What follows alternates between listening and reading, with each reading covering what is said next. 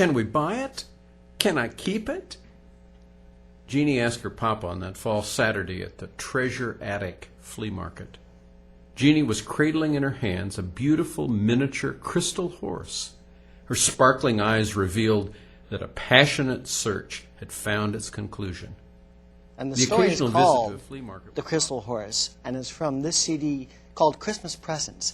And there's 8 different stories on here from this guy sitting right over here, singer, songwriter, storyteller, Larry Brown. Welcome back, and Merry Christmas to you. Merry Christmas, James.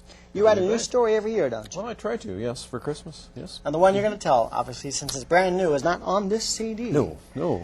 But there are many other wonderful stories on here. Yes, so how can people pick this up as a last-minute Christmas gift? Well, you could get it from me, or you could go over to the Boone Walter Museum, Historical Museum, and they have them there. Or you could go over to Hallsville, Sassafras to Sassafras World Gifts. World Gifts. And, I always call it you'll find it Sassafras there. Tea. But there is a Sassafras Tea, isn't there? There is. Sassafras Moon World Gifts in Howellsville, Walters, Boone County Historical Society right here in Columbia. Also, give Larry a call at 573-642-9326.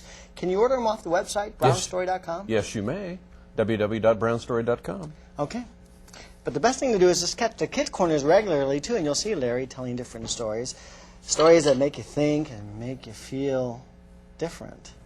Yeah? Perhaps. Do we have a title for today's story? No, we don't. But it is an original. It is. Just created. And here's Larry to tell it. The soldiers were moving from village to village, farm to farm, burning and killing. That was their mission. If there was one there to be determined as an enemy, they were to take them out. If there was anyone who resisted or attacked, they would defend themselves. And on this particular cold December night, the soldiers had come into a little farming village, divided up into teams, and one particular soldier by himself had found an outbuilding. The farm next to it was on fire.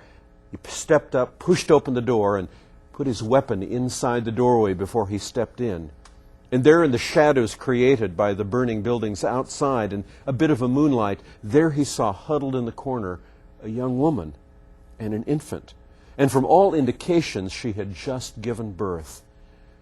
The soldier approached her, but she could tell that he might be dangerous, and he could tell by her eyes that she was afraid, yet wanting to defend the life of her child, and she only gave him permission to approach if he laid down his weapons. He did, and knelt with her.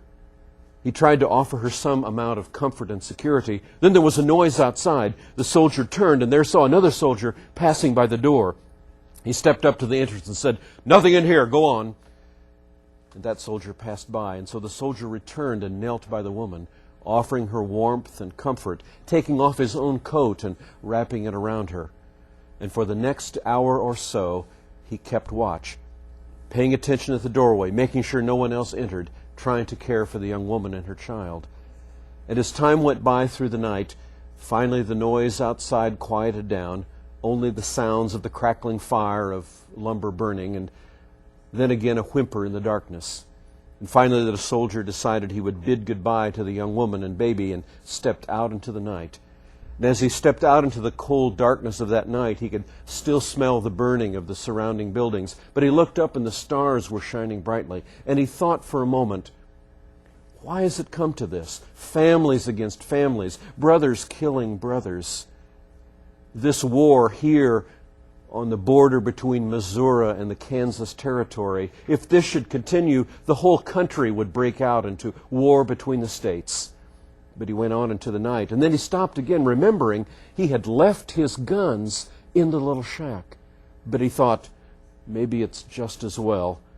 There's only one thing left now for me to decide.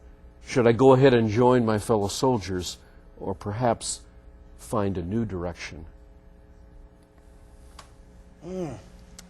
Wow, what a powerful story, and you paint it so eloquently, too. Thank you. And, you know, you're surprised there until at the very end when you mentioned the war between Missouri and Kansas and what's happening right now, as opposed to, you're thinking present day, you're thinking Iraq. It could be most any situation. I guess so. It's a wonderful story. Singer-songwriter, storyteller, Larry Brown. Again, you can find Christmas presents, this CD, at brownstory.com, 642-9326. And stay tuned for our Pep and Friends New Year's Eve show, which is on the last day of this your weekday on a Friday. Larry wrote a special song, and we're going to be playing that for you too, coming up shortly. Great. Thank you, and Merry Christmas to you. Merry Christmas. And we'll see you next time on the Kids Corner. We'll see you next time too. Till then, bye-bye, be good, behave, see ya.